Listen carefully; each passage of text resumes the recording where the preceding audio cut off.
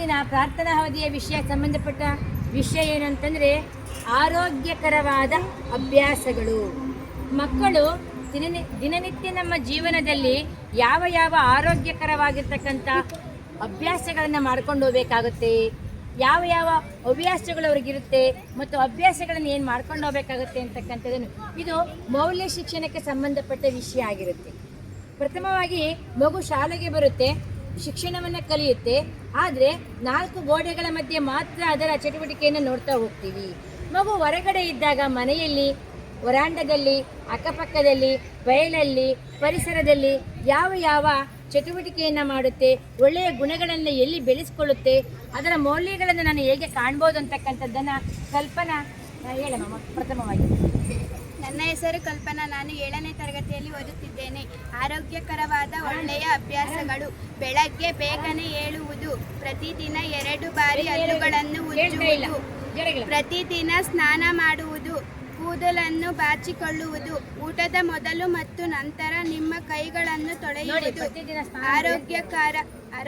ಆರೋಗ್ಯಕರ ಆಹಾರವನ್ನು ಸೇವಿಸುವುದು, ಸಾಕಷ್ಟು ನೀರನ್ನು ಕುಡಿಯುವುದು, ಸರಿಯಾದ ಸಮಯಕ್ಕೆ ಹೋಮ್ವರ್ಕ್ ಮುಗಿಸುವುದು, ಯಾವಾಗಲೂ ಕಸವನ್ನು ಕಸದ ಬುಟ್ಟಿಯಲ್ಲೇ ಹಾಕುವುದು, ಸೀನುವಾಗ ಬಾಯನ್ನು ಮುಚ್ಚಿಕೊಳ್ಳುವುದು, ನಿಯಮಿತವಾಗಿ ಉಗುರುಗಳನ್ನು ಕತ್ತರಿಸಿಕೊಳ್ಳುವುದು, ನಿಗದಿಯಾದ ಸಮಯಕ್ಕೆ ನಿದ್ದೆ ಮಾಡುವುದು.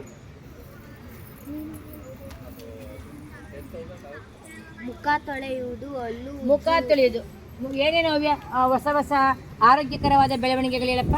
ಮುಖ ತೊಳೆಯುವುದು, ಹಲ್ಲು ಉಜ್ಜುವುದು, ಉಗುರುಗಳನ್ನು ಕತ್ತರಿಸುವುದು, ಸ್ನಾನ ಮಾಡುವುದು, ಊಟ ಮಾಡುವ ಮೊದಲು ಕೈಕಾಲು ತೊಳೆಯುವುದು, ಊಟ ಮಾಡುವ ಜಾಗ ಶುಚಿಯಾಗಿರಬೇಕು, ಊಟ ಮಾಡುವಾಗ ಮಾತನಾಡಬಾರದು, ಬೆಳಗ್ಗೆ ಮುಂಚೆ ಬೇಗ ಏಳುವುದು, ಪ್ರತಿನಿತ್ಯ ಸ್ವಲ್ಪ ಸಮಯವಾದರೂ ವ್ಯಾಯಾಮ ಮಾಡುವುದು, ರಾತ್ರಿ ಚೆನ್ನಾಗಿ ನಿದ್ದೆ ಮಾಡುವುದು, ಬೆಳಗ್ಗಿನ ಸಮಯದಲ್ಲಿ ಬಿಸಿಲಿಗೆ ನಿಲ್ಲುವುದು. ಖಂಡಿತ.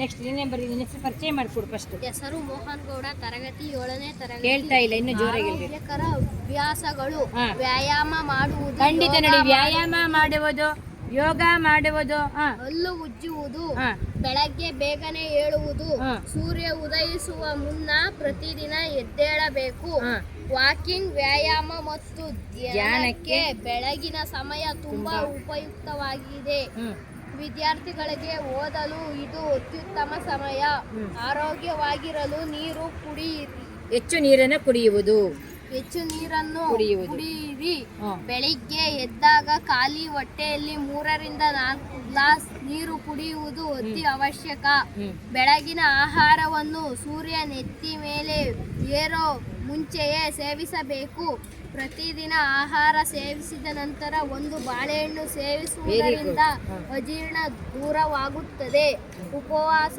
ಮಾಡೋ ಅವಕಾಶ ಸಿಕ್ಕಾಗ ಉಪವಾಸ ಮಾಡಿ. ಖಂಡಿತ. ನೆಕ್ಸ್ಟ್ ನೀನು ಬರಪ್ಪ, ಪರಿಚಯ ಮಾಡ್ಕೊಳ್ಳೋ ಮಕ್ಕಳೇ, ಕೇಳಿಸ್ಕೊಳ್ಳಿ. 7ನೇ ತರಗತಿ. ಜೋರಾಗಿ ಹೇಳು. ಆರೋಗ್ಯಕರ ಅಭ್ಯಾಸಗಳು: ಹಲ್ಲು ಉಜ್ಜುವುದು, ಬೆಳಿಗ್ಗೆ ಬೇಗ ಏಳುವುದು, ಯೋಗ ಮಾಡುವುದು, ಸೂರ್ಯ ಉದಯಿಸುವ ಮುನ್ನ ಪ್ರತಿದಿನ ಎದ್ದೇಳುವುದು, ಆರೋಗ್ಯವಾಗಿರಲು ನೀರು ಕುಡಿಯಿರಿ, ಬೆಳಗ್ಗೆ ಎದ್ದು ಖಾಲಿ ಹೊಟ್ಟೆಯಲ್ಲಿ 3 ರಿಂದ 4 ಗ್ಲಾಸ್ ನೀರು ಕುಡಿಯಿರಿ. ಸೇಮ್ ಪಾಯಿಂಟ್ಸ್ ಇದ್ದಾವೆ. ನೆಕ್ಸ್ಟ್ ಹೊಸ ಒಬ್ಬರು ಬರೆದಿದ್ದು ಇನ್ನೊಬ್ರು ಬರೀಬಾರ್ದು, ಒಬ್ಬರು ಬರೆದಿದ್ದು ಇನ್ನೊಬ್ರು ಬರೀಬಾರ್ದು, ಕಾಫಿ ಆಗಬಾರ್ದು, ಬೇರೆ ಬೇರೆ ಹೊಸ ಹೊಸ ವಿಷಯ ತರಬೇಕು. ನೀನು ಅದನ್ನೇ ಬರೆದಿದ್ದೀನಮ್ಮ. ಸ್ನಾನ ಮಾಡುವುದು, ಶುದ್ಧ ಬಟ್ಟೆಗಳನ್ನು ಧರಿಸುವುದು, ಹೇಳು.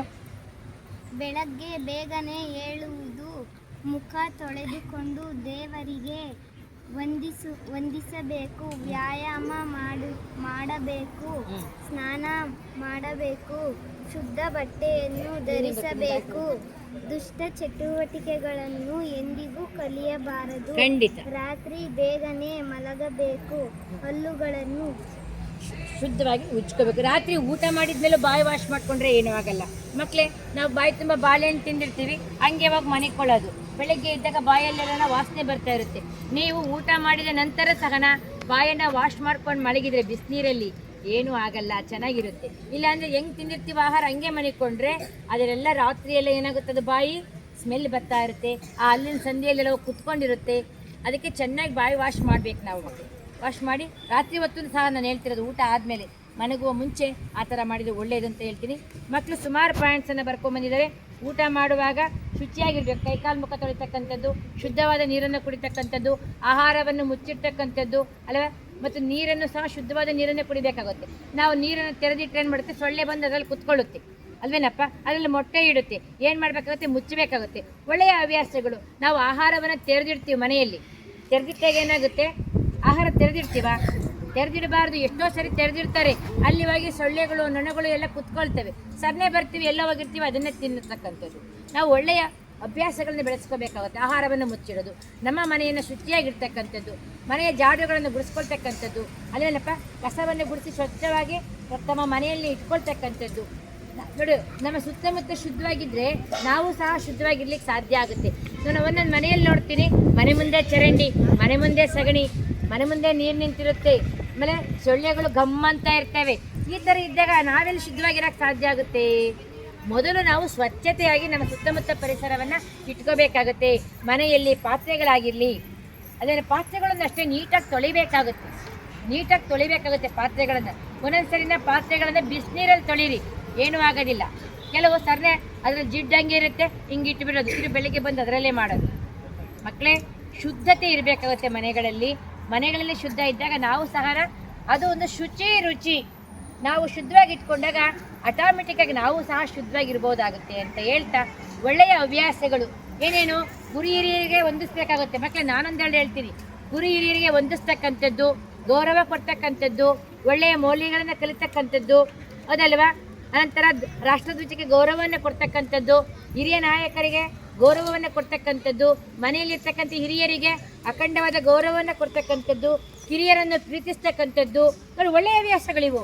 ಬರೀ ಮುಖ ತೊಳೆಯೋದು, ಹಲ್ಲುಜ್ಜೋದು ಅಷ್ಟೇ ಅಲ್ಲ, ಕಿರಿಯರನ್ನು ಸಹ ಪ್ರೀತಿಯಿಂದ ಕಾಣಬೇಕು, ಹಿರಿಯರನ್ನು ಗೌರವಿಸಬೇಕಾಗುತ್ತೆ ಮತ್ತು ಸಹಕಾರವನ್ನು ಮಾಡಬೇಕಾಗುತ್ತೆ. ಅಕ್ಕಪಕ್ಕದಲ್ಲಿ ಏನು ಮಾಡಬೇಕಾಗುತ್ತೆ, ಪ್ರೀತಿಯಿಂದ ವಾಸ ಮಾಡಬೇಕಾಗುತ್ತೆ. ಸದಾ ದ್ವೇಷವನ್ನೇ ಕಟ್ಕೊಂಡು ಬದುಕೋಕ್ಕಾಗೋದಿಲ್ಲ. ಇವೆಲ್ಲ ಒಳ್ಳೆಯ ಅಭ್ಯಾಸಗಳನ್ನು ರೂಢಿಸ್ಕೋಬೇಕಾಗುತ್ತೆ. ಮತ್ತು ಯಾರೇ ಬರಲಿ, ತ್ಯಾಗ ಮನೋಭಾವ ಇರಬೇಕು ನಿಮ್ಮಲ್ಲಿ. ಪರೋಪಕಾರಿಯಾಗಿರಬೇಕಾಗುತ್ತೆ, ಸೌಜನ್ಯ ಇರಬೇಕಾಗುತ್ತೆ, ತಾಳ್ಮೆ ಇರಬೇಕಾಗುತ್ತೆ, ಸಹನೆಯಿಂದ ವರ್ತಿಸಬೇಕಾಗುತ್ತೆ, ಪ್ರೀತಿಯನ್ನು ಗಳಿಸಬೇಕಾಗುತ್ತೆ. ನೋಡಿ, ಇವು ಒಳ್ಳೆಯ ಹವ್ಯಾಸಗಳು. ಕೇವಲ ತಲೆ ಬಾಚೋದು, ಮುಖ ತೊಳ್ಕೊಳ್ಳೋದು ಅವು ಅಷ್ಟೇ ಅಲ್ದಲೇನೆ ನಾವು ಪರಸ್ಪರ ಒಡನಾಡಿಗಳಾಗಿರಬೇಕಾಗುತ್ತೆ ಅಲ್ವಾ ಮಕ್ಕಳೇ? ಪರಿಸರವನ್ನು ಪ್ರೀತಿಸಬೇಕಾಗುತ್ತೆ, ಗೌರವ ಕೊಡಬೇಕಾಗುತ್ತೆ. ಅಲ್ಲ, ಅಕ್ಕಪಕ್ಕದವರ ಮನೆಗಳನ್ನು ದ್ವೇಷ ಮಾಡಿಕೊಂಡ್ರೆ ನಾವು ಬದುಕೋಕ್ಕಾಗುತ್ತಾ? ಸದಾ ಚಿಂತೆಯಲ್ಲಿ ಬದುಕಬೇಕಾಗುತ್ತೆ. ಅವ್ರು ನಮಗೇನು ಮಾಡ್ತಾರೆ ಅನ್ನೋ ಭಯದಿಂದ ನಿರ್ಭಯವಾಗಿ ಬದುಕಬೇಕಂದ್ರೆ ನಾವು ಯಾರನ್ನು ಅಖಂಡವಾದ ದ್ವೇಷವನ್ನು ಮಾಡೋಕ್ಕೆ ಹೋಗಬಾರ್ದು ಅಲ್ವಾ ಮಕ್ಕಳೇ? ಇವೆಲ್ಲವೂ ಸಹ ಒಳ್ಳೆಯ ಅಭ್ಯಾಸಗಳನ್ನು ಮಕ್ಕಳು ಈಗಿಂದಲೇ ರೂಢಿಸ್ಕೋಬೇಕಾಗುತ್ತೆ. ತ್ಯಾಗಮಯಿ, ಪರೋಪಕಾರ, ನೋಡಬೇಡಿ ಆ ಕಡೆ ಮಕ್ಕಳೇ, ತ್ಯಾಗಮಯಿ, ಪರೋಪಕಾರ, ಸಹನೆ, ಪ್ರೀತಿ, ತಾಳ್ಮೆ ಇವೆಲ್ಲವೂ ಸಹ ಮೌಲ್ಯಗಳು. ಸಹಕಾರ, ಸೌಜನ್ಯತೆ, ಪ್ರೀತಿ, ವಿಶ್ವಾಸ ಇವೆಲ್ಲವನ್ನು ಸಹ ಮಕ್ಕಳು ಈಗಿನಿಂದಲೇ ರೂಢಿಸಿಕೊಂಡ್ರೆ ಇವೇ ಮಾನವೀಯ ಮೌಲ್ಯಗಳು. ಈ ವಾರ ಪೂರ್ತಿ ನಡೆಸ್ತಕ್ಕಂಥ ಚಟುವಟಿಕೆ ಮೌಲ್ಯ ಶಿಕ್ಷಣ. ಮಕ್ಕಳೇ, ಕೋತಿಯನ್ನು ನೋಡಬೇಡಿ, ಈ ಕಡೆ ಕೇಳ್ರಿ. ಮೌಲ್ಯ ಶಿಕ್ಷಣದ ಬಗ್ಗೆ ಗೊತ್ತಾಯ್ತಾ? ನಾಳೆ ಏನು ಚಟುವಟಿಕೆ ನೋಡೋಣ. ಕಿರುನಾಟಕವನ್ನು ಬೇಕಾದ್ರೆ ಹಾಡಿಸೋಣ, ಒಂದು ಹೊರೆಯನ್ನು ಹಂಚಿಕೊಳ್ಳಿ ಅಂತ ಹೇಳ್ತಾ ಈ ಒಂದು ಚಟುವಟಿಕೆಯನ್ನು ಮುಗಿಸ್ತಾ ಇರಿ.